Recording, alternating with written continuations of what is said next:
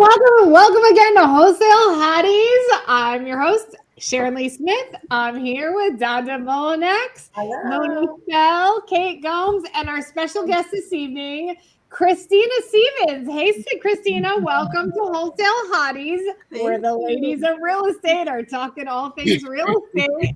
How are you today? Very good, very good. It's a great Thursday, and I'm excited to be here with all of you. Awesome. We're really excited glad to have you. Yeah, sure. super excited. Girl, this is our 14th week in a row. I cannot believe it. I'm so excited. We are on a roll. We are amazing for sure. Yes. Christina, can you start by telling us and the audience, obviously, who you are, what you do, and all the good things? Okay. It's a loaded question. So my name is Christina. I live in Chicago, originally from Michigan.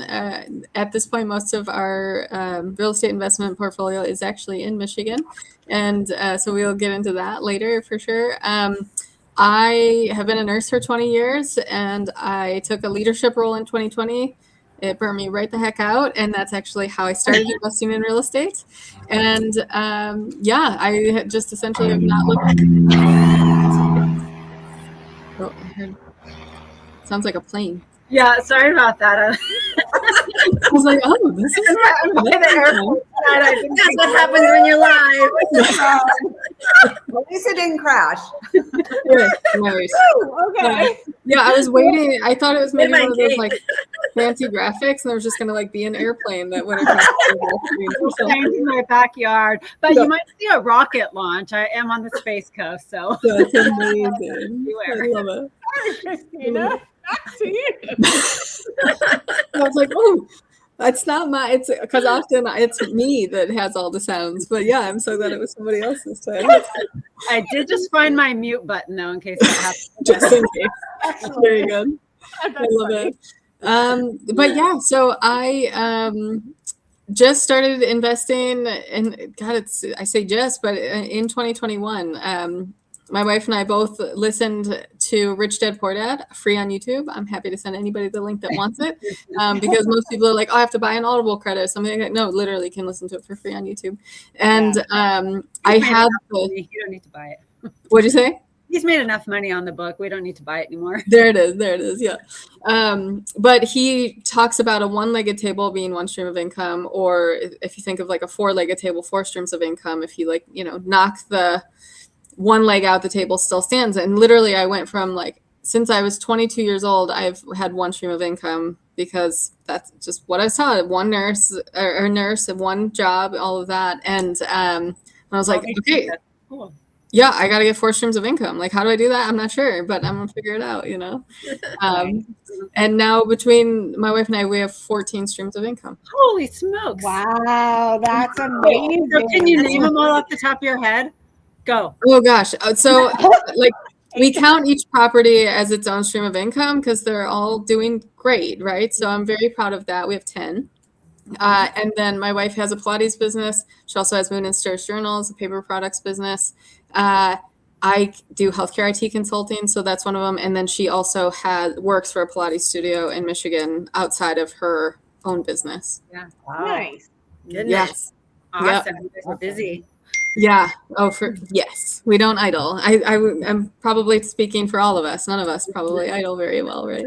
I think that's how we got here. That's how we got here. This is why we're all sitting on YouTube live stream right now. Yes, or yard. So you have 10 properties. Let's get into that. How did this happen? What do you do with them? What's your stream of income when it comes to those properties? Yeah, absolutely. So I again been a nurse for 20 years. Before I went back to grad school, I travel nursed from 2008 to 2010, and there was a time where I literally drove from Michigan to California without a furnished property to live in, because this was pre-Airbnb, or at least pre-me knowing Airbnb. This was pre-Furnished Finder, right? Right.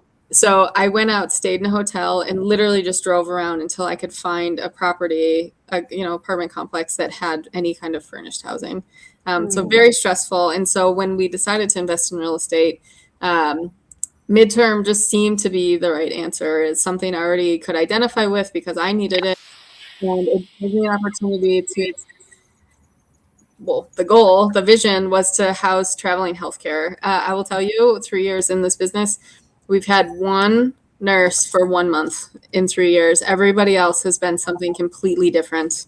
And are you buying in places near the Trauma One hospitals that you expect? So here's what I will say is, especially now in this like post-COVID era, they're not making the same money for housing, or just period, they're not making the same money. So the first property we bought was a 3-bedroom, 1-bath, and unless they're traveling with their spouse or kids or their pets, something like that, they don't want a 3-bedroom house. They want a 1-bedroom or a studio. You know, they're working all the time. So hindsight is 2020, right? But with that said, we have had engineers, contractors, electricians, people renovating their house and don't want to live in construction zone. And then more recently, now that I've like learned how to work smarter instead of harder, we do a lot of insurance claims. So I would say usually on average about 50% of our properties are insurance claim relocations. Yeah. So I've been curious about how to really find those people. I have a Google sheet, more than happy to share with anybody. I share it with anybody that we ever talk about midterm or short term. But actually, I don't remember what episode it was, but I saw that you also interviewed Amy Rendy Lozen. Yeah. Yes. So Amy is actually the one that started that spreadsheet, and I've now since added to it. Oh, wow. So again, small world. Amy and I knew each other before Sub 2, before Owners Club. Wow. And both from Michigan. She lives in the same like city, neighboring, well, same school district, but like Plymouth Canton. She lives in one of the towns. I grew up in the other. And we met when we were both planning to flip houses, and our life has very much changed in 3 years of that. Our flip turned into a burr, we kept it, we turned into our first midterm, and now she's obviously doing some really big stuff too. So but she started it and I've run with it. I've added more websites and all of that, but the best way I would say is to get on all of those databases, and then whenever they search the city or the town that you're in or have properties near, they'll reach out to you. They also sometimes, not always, will reach out on Airbnb. It's pretty infrequent, and then Furnish Finder is another good spot for it. It sounds like a lot of work. That's a really good collaboration too. It just goes to show, working with other people, we're not in competition, we're actually working together. Absolutely. And how we help each other is just been amazing. This community, I don't think I've ever had anything that I've come across since I started my first fix and flip in 2008 until I got involved with this in 2022. Fix and flip in 2008. That's a big deal too. Some of us are old, Christina, just so you know. Yes. Very old. Yes. So pushing, a higher number out there. We're not going to doing this. Listen, we can talk about that too. You can talk about anything. So we're like that age just right there. So no, 2008. Like honestly, if I were in a position, I was, I started grad school in 2010. So if I were in a position to buy when we were going through that recession, I would have 100. And I was smart enough. I wasn't. I was thinking, God, there's probably a lot of people really struggling right now. There's probably also a lot of people making a lot of money right now. I wasn't part of any of it. So I was renting, preparing for grad school, essentially. When you're buying houses, then do you specifically look for certain areas that and what would that look like to buy for something specifically for midterm rentals? I mean, is it a neighborhood or housing? Like, how big is all the things that go with that you're looking for? So our first one that was a flipped turn midterm rental. I haven't figured out a fun name for it yet. Like some people talk about Burr and B. It's different. We, full transparency, took a complete leap of faith. We had no idea what we were doing, and thought if it doesn't work as a midterm, then we could look at short term, but we really didn't want to. And if we have to, we'll make it a long term again. It can work as a long term too. And I continue to speak over and over. I was just talking to a friend earlier today that if it doesn't work long term, please be so careful. Like, you really have to know your market to do anything mid or short without knowing that you have a backup plan. Just of I think that's so key, and a lot of people skip that over. If it doesn't work as a long term, it doesn't make sense to do at all. Yeah. The short term or midterm is just icing on the cake. Correct. And so it doesn't make sense as long term. It ain't going in my portfolio. That's that, right? Yeah. You know? Exactly. Things change. You might have to go to long term, and then if it doesn't make sense, then you're in a bad way. So exactly.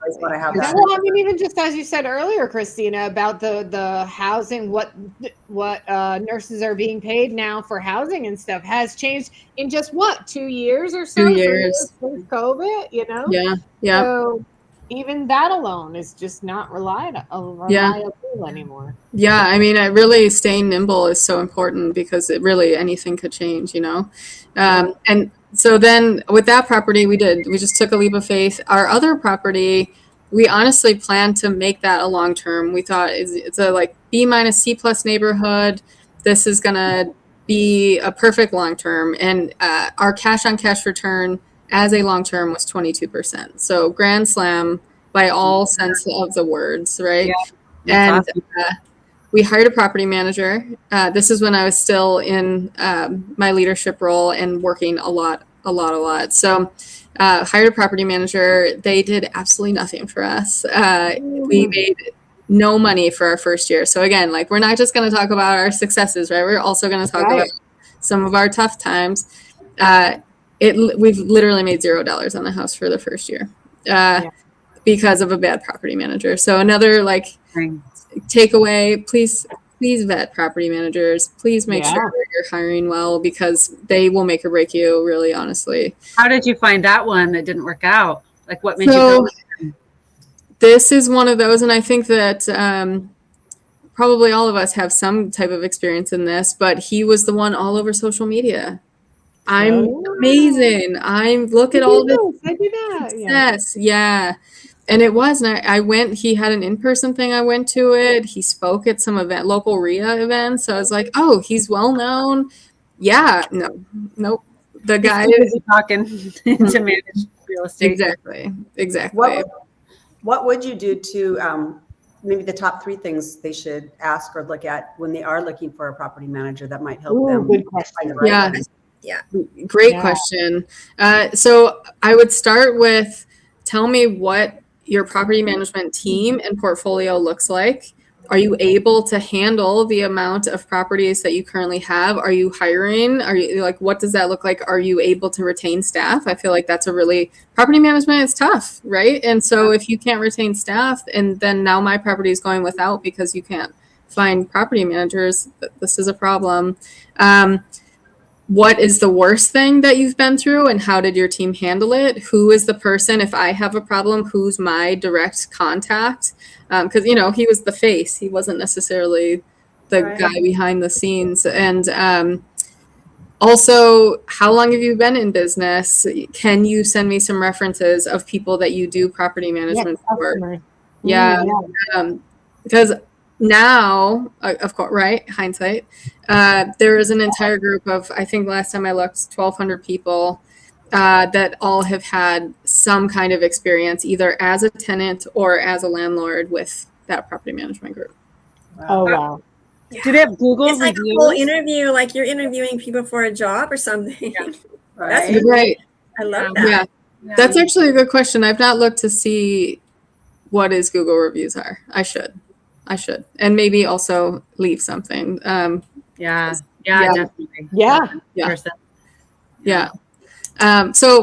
the silver lining, right? We always find the silver linings. This is why we're all still entrepreneurs, right? Is we took it back after an eviction, because he did finally put a tenant in, but right away they stopped paying within a month. Hello, puppy. And we went through an eviction.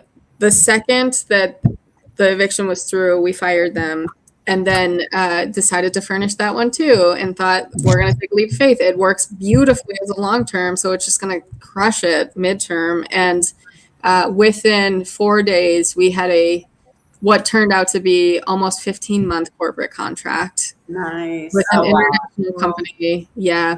Fantastic. Yep. Right. And so long-term rental rate would have been about $1,300, and we rented it for $2,500. It's beautiful. Yeah. Difference. And you guys manage them all yourselves now that they're midterms? So I do all the hospitality communication, and I say essentially family owned and operated.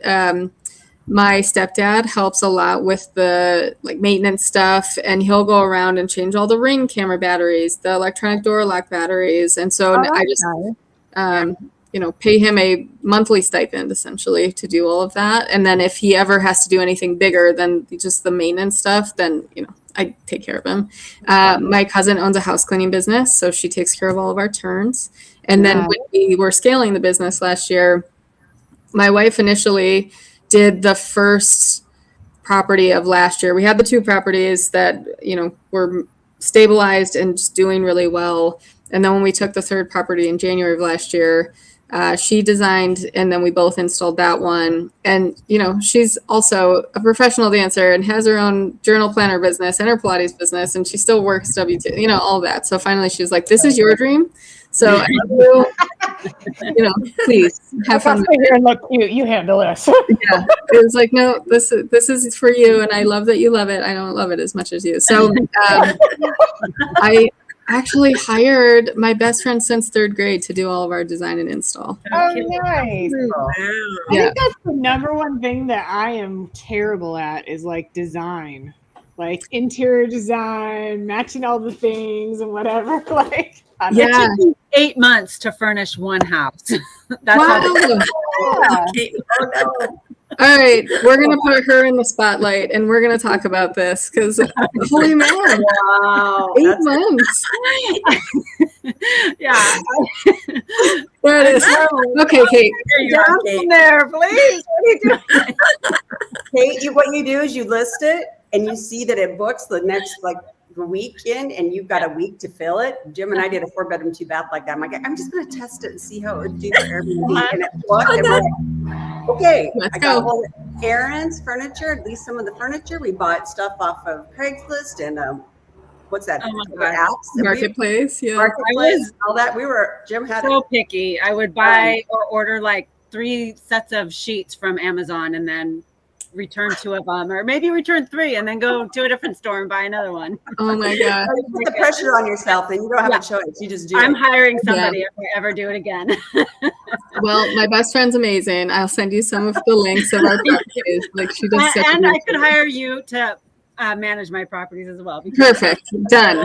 Also. Yeah, no, so part of this conversation is just how do you 5x a business in a year, right? And so we did pull in some private money lenders, all friends of ours and people who entrusted us with their money to do good things with it, right? And so one of our first private money lender, actually, great friend. She's also our house inspector for any investment property or a primary residence there for a little bit in Michigan. And she called me on a random Sunday and said, I found this guy. He does what you do. He does arbitrage, because some of our properties last year are all arbitrage. He does arbitrage, and I think I'm going to join his mastermind. And I said, hold on, what is this human's name? Let's talk about this first. Slow down. Yeah. So she gives me his name. I've never heard of him. And not to say I'm an expert in, midterm gurus or masterminds, but Right. I would like to have at least heard about him at least once. And so I do a little research while we're on the phone. And I said, can I just ask, you're really busy. She's a house inspector. She does sometimes 7 days a week. And so I said, do you have time to just take in evergreen courses and go to his weekly or monthly calls? What's the goal with joining him? She's like, I think what you're doing is really cool. And I said, okay, I have an idea. I'm going to at least throw it out there. You can tell me what you think. And I said, why don't you be one of our private money lenders? I will now make you money in your sleep, so you have a second stream of income. Okay. And I will literally teach you anything you want to know anytime. You can show up. You can come help install things if you want to. It's up to you on our next property. Whatever you want this to look like. We'll have weekly calls. I will tell you all the things that happened that week, all the good, all the bad, and you can ask me anything you want. She was like, oh, I didn't know we could do that. She's like, yeah, okay, let's like send me a contract. Let's go. Literally same day. We had it like all squared away. And so now she's been our permanent lender since the summer. She called me a month ago on a like random Tuesday. She just like FaceTimed me and she's like, I have so I've had a light bulb moment. And I said, tell me all about it. And she said, I don't want to do what you do. It's so much hospitality. Yeah. It's so much making sure guests are happy. That is not me. And I really appreciate the fact that you helped me find that. So I didn't go spend a ton of money with no return on investments to not do it. Yeah. And so she is now going to be a part-time, because she still has a full-time job, fix and flipper. And she loves that. You know, she's a house inspector. She's so good at houses. But she's like, I'm not a people human. Like, that's you. Not me. So, many lessons. Sometimes it's so nice to find those people that. Yeah. It's so nice when you find those people that we can connect with and do business with and not feel like we're competing. Yeah. Yeah. And I think that was actually the biggest, when I was in my leadership role, there was so much scarcity within the, hello, you got spotlighted again. Oh, what happened? Hey, what did you do? Hello. I just love myself that much. I only want to look at myself. No, airplane. Another airplane. She's like, I tried to mute. Instead, I made myself full screen.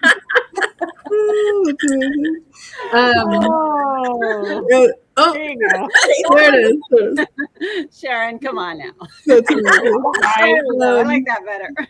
But yeah, in my leadership role, like there's just so much scarcity and people like, oh, it's job security if I don't play all my cards, you know? And I would come home at night and get on some of these, you know, COVID, end of 2021. So I'd get on all these virtual networking events. And I'm like, God, everybody's so willing to help and collaborate and just share their knowledge, and they're just so excited to like get newbies to their next step. And I was like, so I spend all my day in a scarcity mindset, and then I get to come home and just like be surrounded by abundance mindset people, and it like literally is what got me through my leadership role.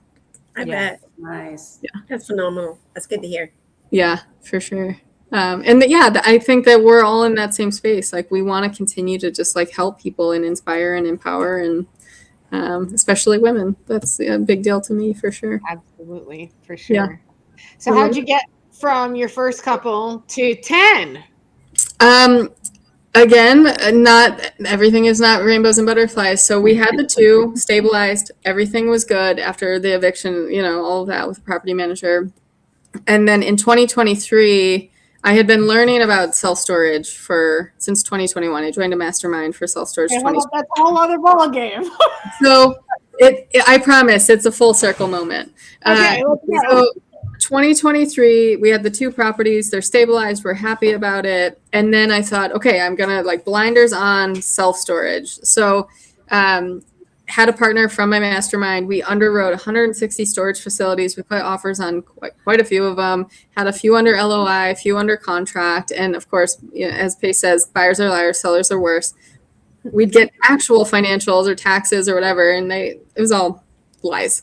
So by the end of 2023, I owned no storage.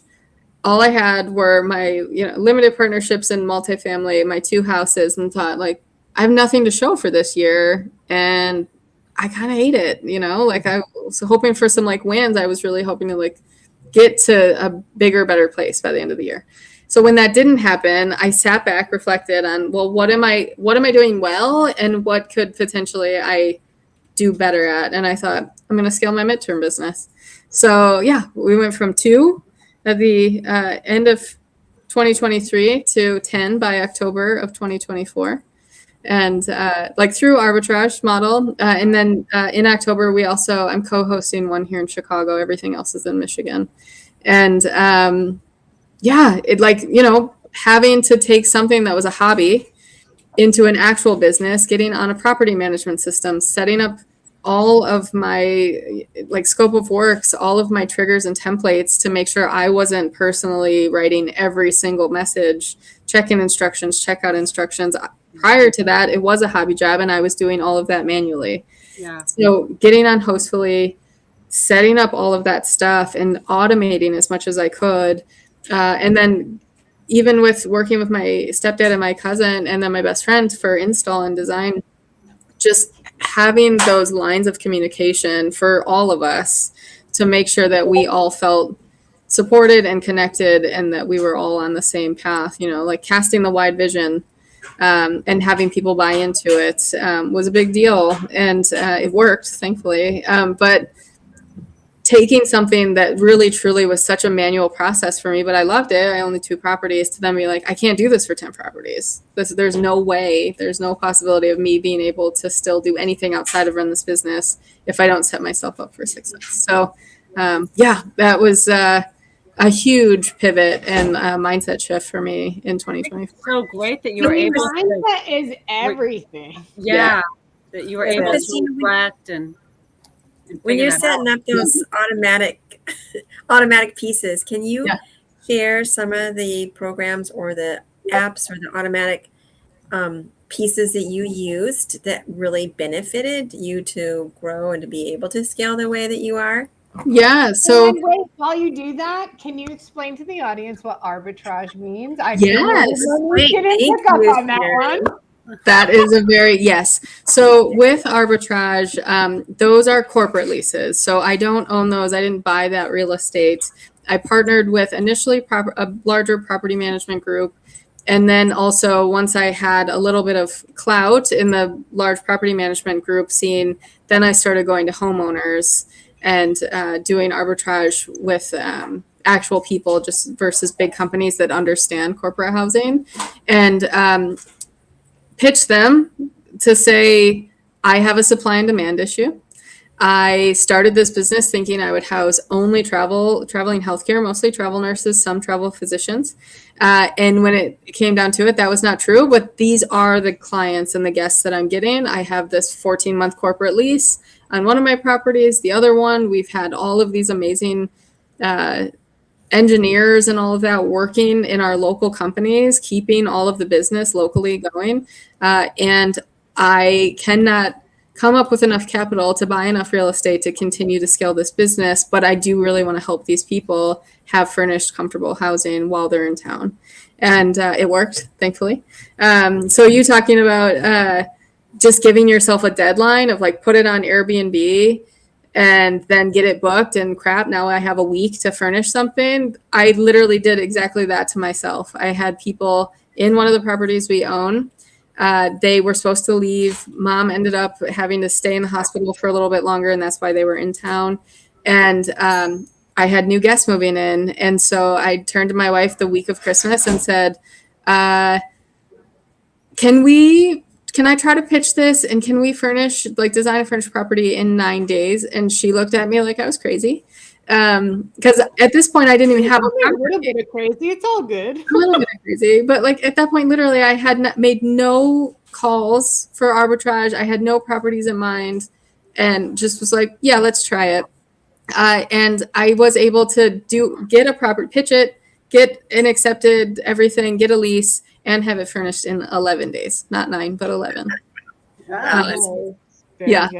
So that's arbitrage and just signing corporate leases. So somebody else.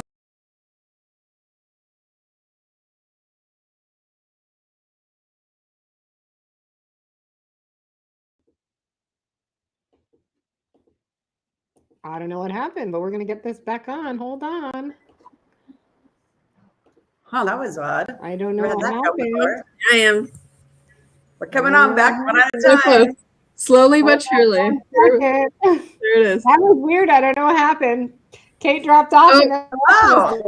Anyway, let's get started. Say that again. So I sign a corporate lease, and nobody yet has tried to ask for more money than what their long-term rental rate is in this situation.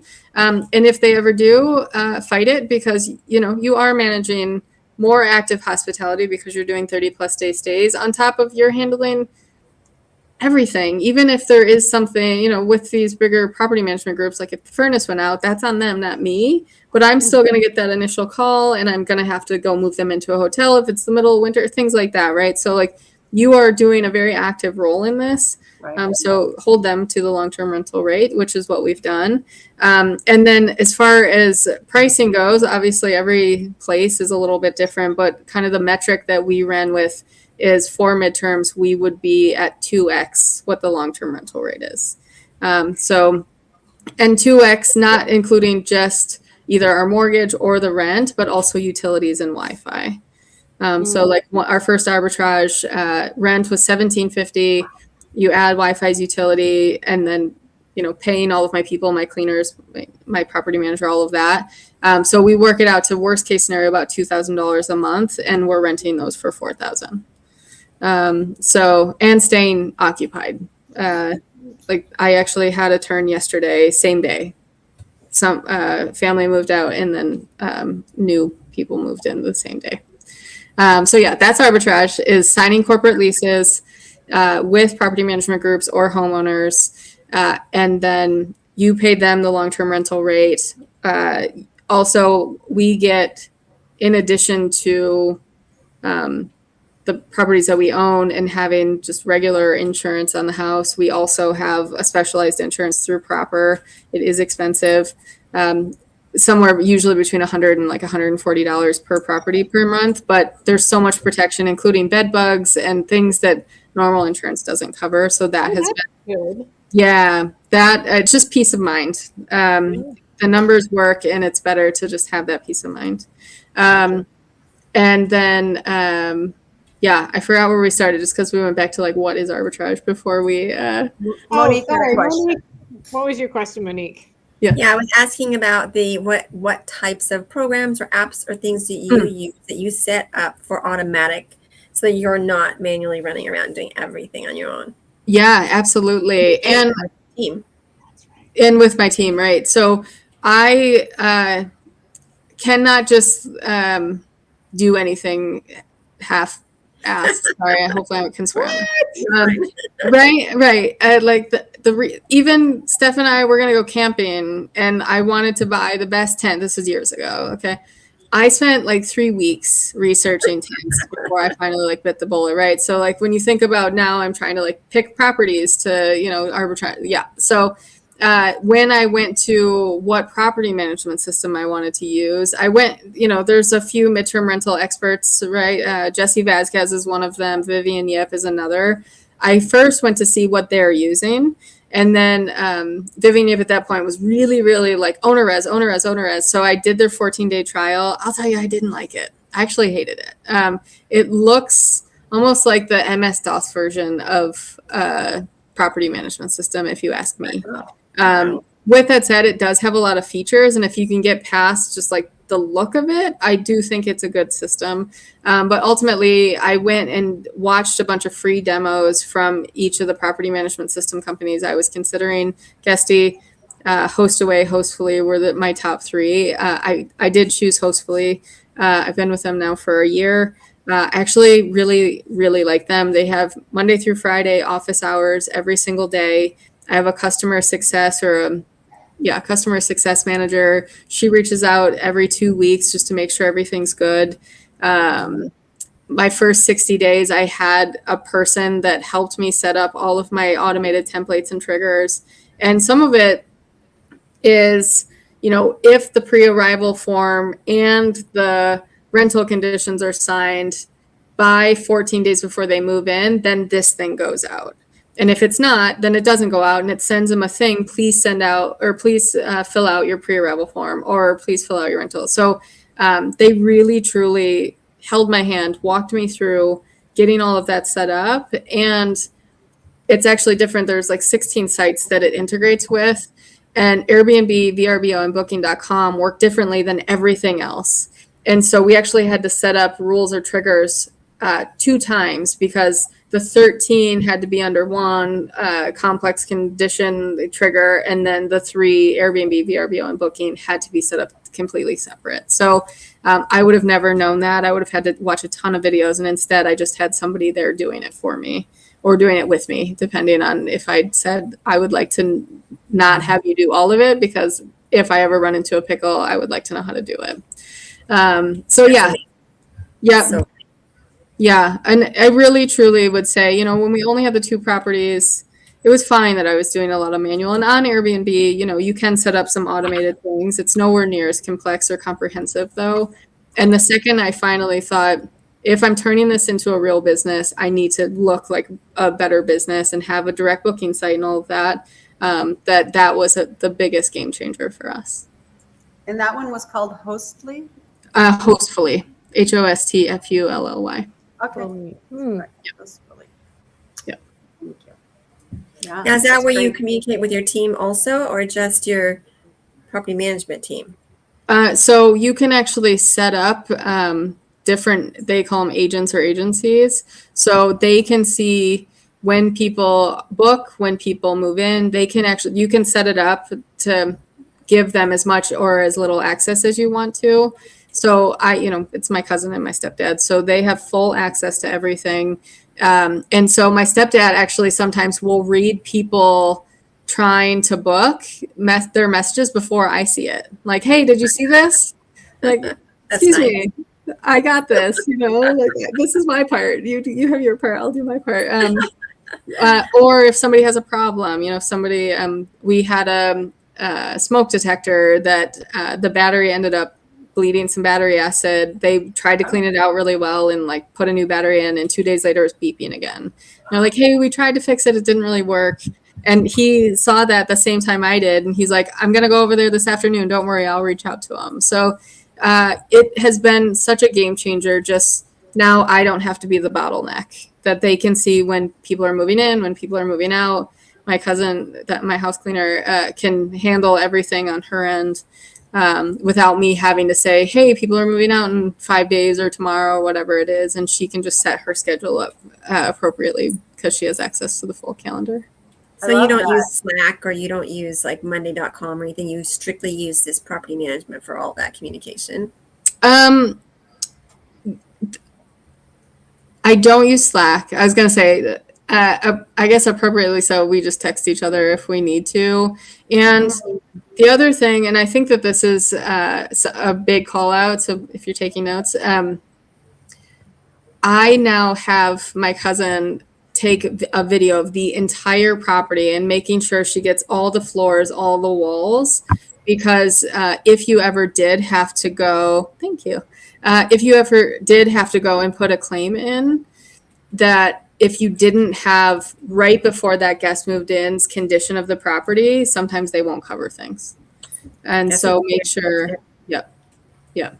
And that was a big deal. We actually, of course, over the week of Christmas and New Year's, there was a leak in the kitchen sink at one of our properties, and they opted not to tell us. And then they moved out on the 23rd of December, I think it was. And my cousin, my housekeeper, went there first. I was actually in town because of the holidays, but she got there before I did, and she said, we have a problem. Like there's definitely something going on. All of our hardwood floors that are beautiful hardwood floors were buckled, and it was messy. Again, we're talking the good and the bad here, right? So I reached out. It was a corporate contract, so a guy who owns a business booked it for his contractors, and so I reached out to him first and said, hey, did they mention anything to you about this? And he's like, nothing, let me reach out. And he said, they did say that the last week they were there, that the floor felt a little squishy. And I was like, you should tell me that when it starts to feel squishy, not, after you move out. Oh, wow. And again, this is an arbitrage unit. So I had her take pictures and videos. I reached out to the homeowner, because this is one that I have a 2-year lease with the homeowner, and told him about it. And he lives in the same city, and said, you know what, let me go assess it myself, and I'll see what I can do to fix it. Don't do an insurance claim yet, because your insurance is going to contact mine, and let's just try to deal with it. And he is really handy. He went and bought, I didn't know these existed. He went and bought moisture wicking mats that were connected to something that literally pulled the water out of the hardwood. I bet Monique knows all about that. I bet she does. Yeah. I do. Monique has I own Go ahead. I own a water restoration company, Christina. So as you're talking about this, it's so familiar. And yes, there's mats that you can put down and fans that we connect to with tubes all over, and it pulls and sucks the water right out of the floors. Not all floors can be saved if it's not fast enough, but yeah. Sure. Yeah, they were so cool. I was so impressed. I didn't know they existed, so now I do, and that's great that your company used them too. But yeah, so he went over, put those down for I think about 3 days, and fixed the sink. The sink where the hot and cold water connections. It was just loose. Like literally, it could have been a 2-minute fix if they just told us about it, and instead, I took the property offline for 10 days. All of that. So. Luckily, they look actually almost back to normal. If you knew about it, you'd probably like, oh, okay, here's like a little spot where it's separated. But it was pretty impressive how well it worked. But stuff like that, and even with the homeowner, I said, I understand I won't go through my regular insurance, but I also use damage waivers. And so this is another part of like the success of our business. I use Superhog. They actually just got bought out by a different company called Truly. Superhog so far has been fantastic. They do initial screens just to make sure somebody is who they say they are. You can also pay extra if you want them to check the sex offender list. So that's something for some people, depending on where your property is and, if they live close to kids and all of that. And so it's just another second layer of protection. I pay $11 per property a month. The guest pays $35, and it covers them for however long they stay. If they're there for a month or if they're there for a year, they only pay the $35. And it's $500, essentially no questions asked. You create the claim, they'll cover up to $500 without any issue. And then after that, they do want to see what's going on, pictures, videos, stuff like that. Yeah. And so, I would like huge takeaway. Please take before and afters of every property if you're in the midterm, short term, probably even long term, obviously space, because you just never know. Yeah. Oh, Kate, I see your mouth moving, but I don't hear you. I don't hear you. Yeah. Oh no. That's why Kate was so quiet. Now we know. Just get really close to the camera. I'll read it off. Yeah, I was gonna say. I think we might be able to hear you now, Kate. Try again. No, we can't. Oh, It like sees that your mouth's moving though, because it lights up your box. Yeah. Right. Oh, that's so sad. When you're talking to homeowners trying to, get a master lease from them, how does that conversation go? Yeah. How are you finding them? Are you just looking at regular long-term rental listings to find them? My initial 2 arbitrages were with a property management group. And again, because she dropped. Hopefully she's getting her mic back on. I made a list of properties within within 5 miles of where my parents live, because there was a decent need for it there. There weren't a lot of even Airbnbs and definitely not a lot of midterms. Oh, Can you hear me? yes. Because I couldn't figure out how to type my question either. I'm glad you got your mic to work. That's good. But yeah. What did you say? I said, finish what you're talking about, then I'll ask. Okay. So I initially thought property management companies are going to understand what I'm going to pitch them better than homeowners initially. And so within 5 miles of my parents in areas that I would be willing to live, that's one of my things. Like if I don't feel safe living there, then I'm not going to buy or arbitrage a property in that area. And I made a list of 60 properties. And after making the list of 60, I thought I should probably tone this down a little bit. This can take me forever. And again, I only gave myself 9 days initially, right? Like this was like we got to go. Oh yeah. She's an ambitious girl. Yeah.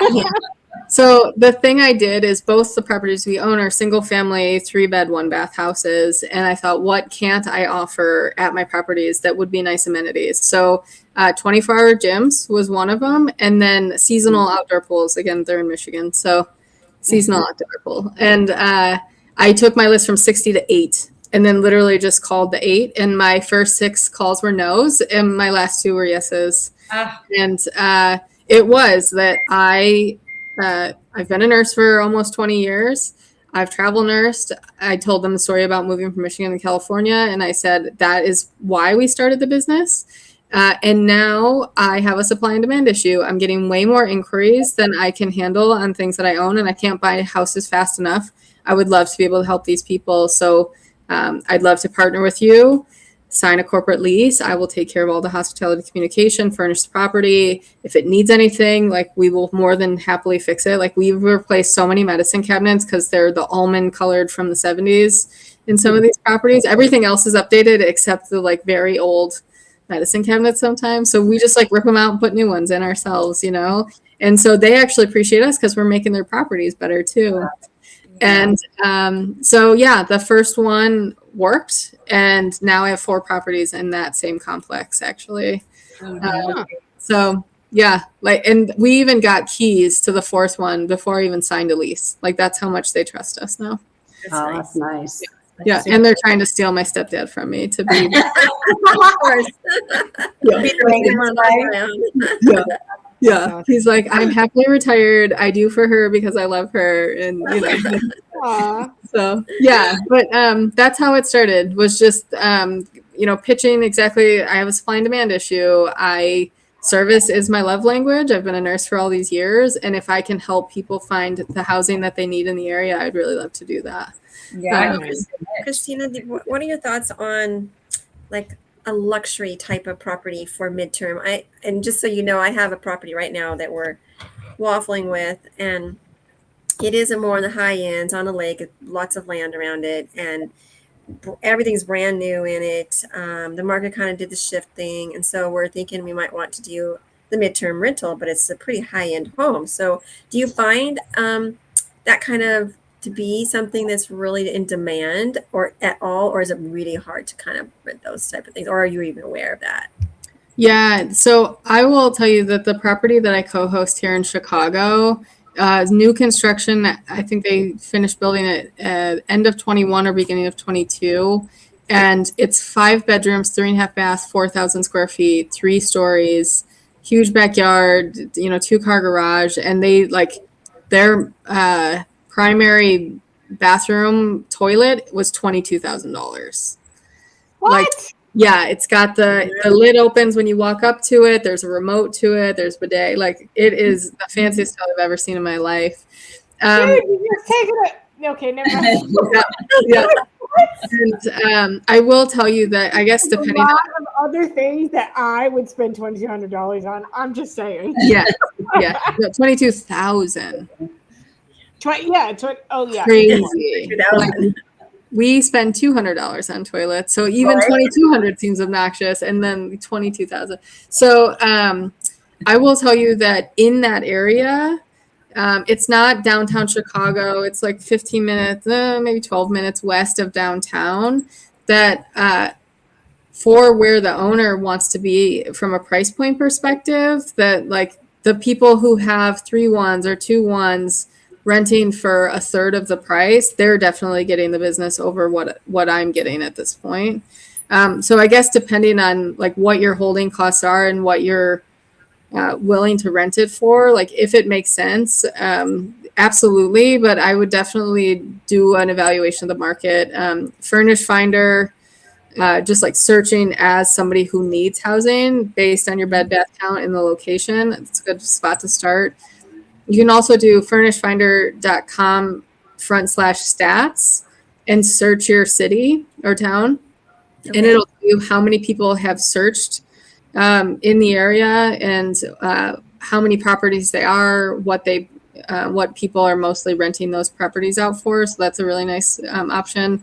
And then same thing with Airbnb and VRBO, like act like you need furnished housing, put in, 30 plus days, don't do a weekend, do a 30 plus day stay and see what you get. And I would go further out a little bit because if somebody does do short-term rental, there's probably a lot of Swiss cheese, as they call it, right? A lot of weekend stays. So I'd maybe go 3, 4, 5 months out to try and get that month and really get a little bit more accurate depiction of the area. Right. That's really good pointers. I like that. That's excellent information. Did you find that the $22,000 one is renting though, in the sense of is it staying dormant more than the others? And if not, or if it is the funding that's coming in for it funding everything in the same context as the other ones are? You're talking my property in Chicago versus the ones that are smaller? Yeah. Yeah. So I actually have a friend I met through a local RIA here in Chicago who just bought a 3 units, a house hack. And he furnished after talking to me, I influenced him that he should furnish his properties and turn them into midterms. And so he did. I sent him my whole list, room by room, like what he should buy, all of these different things. He used my Amazon list. I actually made it like a commission because he used so many of my links. Which yeah, right. I was like, oh, Amazon just sent me $30. Great, that sounds awesome. So he has 3 ones, both of them, and he had only initially put up one, and within it wasn't even 48 hours, and he had an insurance claim, not even just like a regular guest, an insurance claim reach out to him. They didn't even reach out to me. I was a little sad. We're in the same neighborhood. But yeah, they see, 3,200, and mine right now I have up for 8,000 because it's huge, and yeah, so again, if from a carrying cost and then just a market supply and demand, if it makes sense for where you want the numbers to be and all of that, definitely, I'd say go for it. Is it already furnished? No, we need to do that. So it needs to get furnished. Okay. I'm kind of excited about doing that from scratch, although it's not my thing necessarily, but I know kind of what I want, but I don't know where to get all the stuff. So that's a whole nother gamut in itself. So I want your list, Christina. Yeah. And again, you can, my best friend really did such a beautiful job. And so I need to actually add some of the things she has put into our properties. And one of the things I had to tell her is, I trust you. I love you. I trust you. Like, you got this. But she is a black, tan, and white girl. And I said, I don't really know how much white we can put in a property and actually have it, stick. And of course, the first property she furnished for us, she bought a dining room table and bought white chairs. And the first guest put a bag, I don't even know what bag, but it had like blue on the outside of the bag, and maybe it rained that day or something, but it left a blue mark on the seat. And I was just like, this is why I don't buy white chairs, So yeah. With that said, is it gorgeous? Yes. We just gotta maybe be careful on the chairs and the couches in lighter tones. How much does it cost, Christina, if somebody wanted to get started and get just 1 3-bedroom, 1 bath and arbitrage it? Yeah.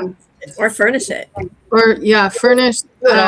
Furnish and all of it. Yeah. So our first arbitrage was a 2-2, and we were like just trying to move, so we didn't have time to like sit on Marketplace or go on Craigslist to try and find stuff. We found pallet liquidation stores. Those are gold mines. If you don't know about pallet liquidation stores or scratch and dent stores, those things, it's all brand new stuff for a third of the price sometimes, or 30 to 50% of the normal price, because somebody returns it and then it doesn't fit back in the box and they just bring it to a pallet liquidation store. So that was really helpful. Wayfair obviously was our best friend, and then we did do a lot of stuff on Amazon too. So our first arbitrage, we spent right around $8,000. But because we had to do it so quickly, we didn't have time to thrift. We didn't, we just had to order and get it furnished. As far as just initial startup costs, because we were signing a corporate lease, and I made very good friends quickly with the property manager, actually the like regional manager. She waived the application fee for us, and so they don't do a security deposit. They do I don't remember what they call their deposit that they take that's non-refundable, but I paid like $250 in a non-refundable deposit. She waived the application fee, and then I just paid the first month's rent. So $8,000 first month's rent, that like $250, and then we were hitting the ground running. Yeah. Wow. That's awesome. Yeah. Maybe a little easier for someone to get into that rather than buying their first time. And honestly, it's kind of, in my mind, I'm grateful we took the leap of faith on the 2 houses we have. But moving into, it was my hometown market. That was where my first arbitrage was. My stepdad actually can walk there. He does sometimes. It's like a 5-minute walk from my parents. That it was a really nice, like, what does this look like 12 months out of the year? Like, maybe we have a lot of high season, but even we've stayed fully occupied. But there, as I got closer to January, I was like, oh God, like, I might have 2 properties vacant. And then of course they very quickly last minute booked through insurance claims and things like that. But yeah, like it's kind of a nice trial run before you actually go buy something, thinking that your vision for it is going to be midterm or short-term rental. See what the market's like. Yeah. Well, and even if they like it or not, they might think this sounds great, but once you get into it, people don't realize this. It's like, oh, real estate's so amazing and all this. They get in there, it's a lot of work. This ladies and I talked about it. It's a lot, and it's just not for the weak people. They might think it sounds so beautiful, but yeah. Even our first private money lender being like, I see how much you just have to be so pleasant with all these humans that are asking things of you, and early check-ins and late checkouts. I don't want to do that. Like, that is definitely not my life, and it's stuff like that, even for her, like being able to come in as a private money lender and see that just based on our conversation, and her being like, thank you for giving me the education that I need to know that's not the space I want to be in. Right. Yeah. And private money lending sometimes is just is something somebody is just more going to be, it's going to be more their style because they can be more hands off if they choose to. Yeah. Yeah. It's lazy money. It's great. Yeah. Great. Lazy money, Sharon. We just paid our guy $1,000. He gets $1,000 a month on $50,000 for every month. So he's very happy with his return on investment. So, yeah. That's amazing. What'd you say, Donna? No, I was just like, people just don't, there's so many different avenues in real estate. Just, I don't know how many there are out there, but I've never counted it, but there's just, somebody doesn't like this, there's like so many other avenues to go check out. Yeah. But they're all tough, like you were saying. It's not easy no matter which route you take. Yeah. Right. Yeah. Right. Yeah. Even to give a small story, when we had our first house, it was a gut rehab. Like, we were, this is how uneducated we were. Again, it took a lot of courage and bravery to do this. We essentially demolished a spec kitchen from the mid-1950s with a luxury vinyl plank mallet because we didn't have a sledgehammer yet. We just we got this, so let's go, and made ourselves work so much harder because we didn't just go to Home Depot to buy a freaking sledgehammer. The right tools are essential, right? Seriously. But even with that, we documented that entire process and that entire experience. And I think it was 3 weeks in, I went to a bunch of networking things and conferences, and people said, like, people will start just like throwing money at you if you show them what you're doing. Like, people are just going to come and say, like, how can I invest with you? Like, look at all the stuff you're doing. And I was like, that's not going to happen. Like, there's no way that's going to happen. 3 weeks into just like showing people demolishing a house, we had 2 sets of like couples reach out and be like, we have $60,000. What do you want to do? Like, literally. On social media, do you mean? Is that how people were seeing what you were doing? Yeah, we were posting.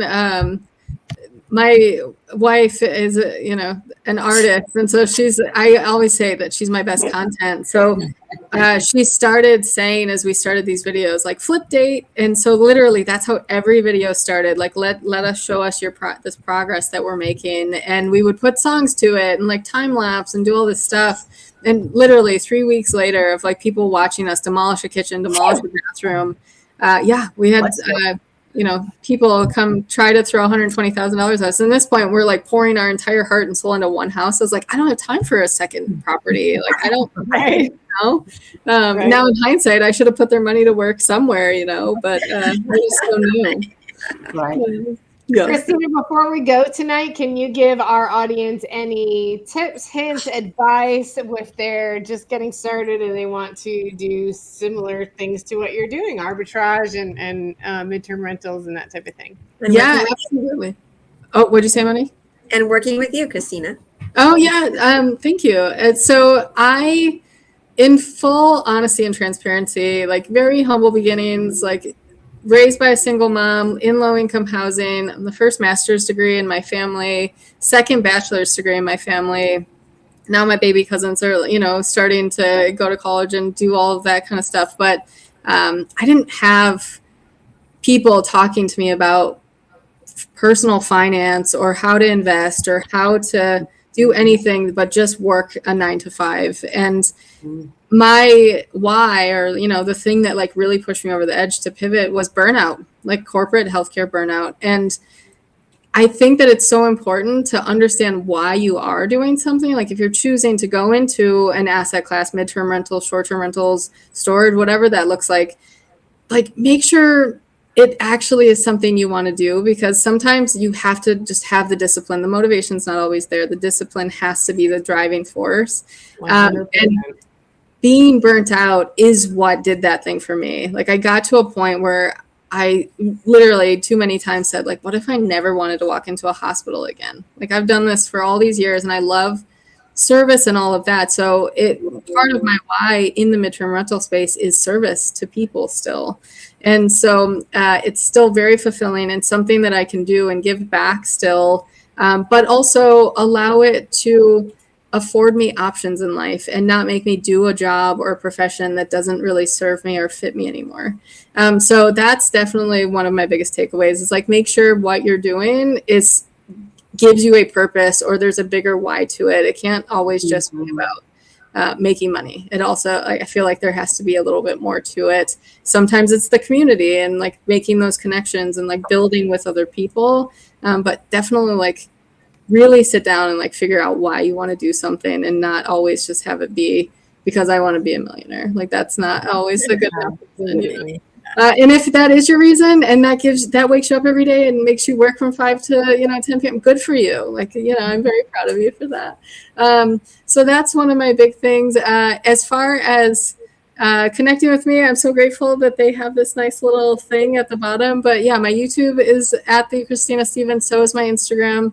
You can find me on LinkedIn too. I think my profile name there is Christina Stevens, CRNA, because I'm a nurse anesthetist. And yeah, Facebook, you can find me there too. I think I'm a little more hidden on Facebook, weirdly, but I'm definitely around.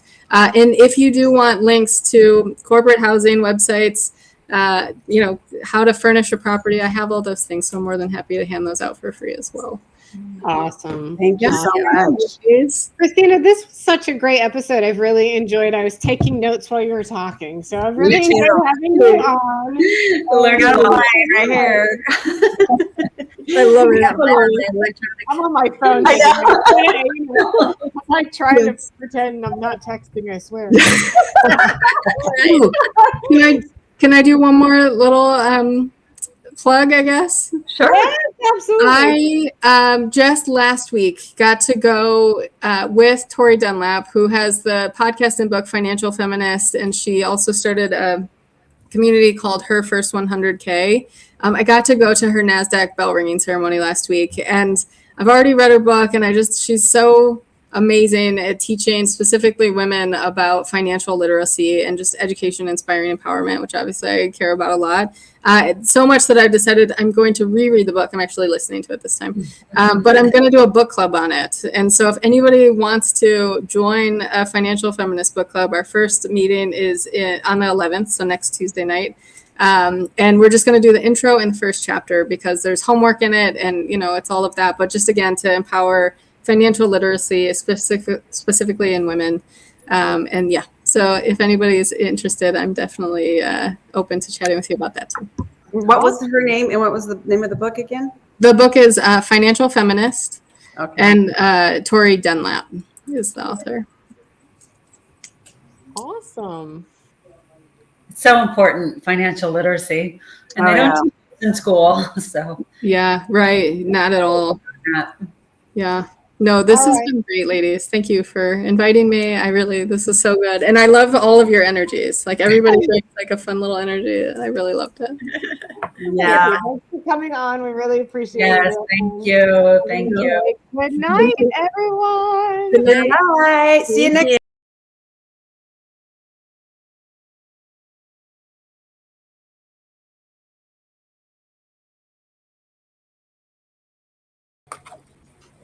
Hello again. Yay! Another success